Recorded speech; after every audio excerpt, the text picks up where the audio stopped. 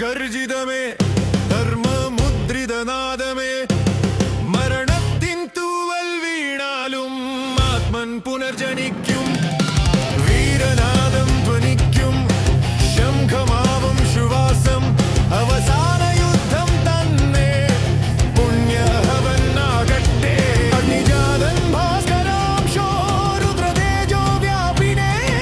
ധർമ്മമേവാഹതം നൂനം പുനർജന്മമെന്ന പുണ്യം നിയതം ധരിത്രിയമ്മയുടെ മടിയിൽ വീരധൂലി പൂജിതം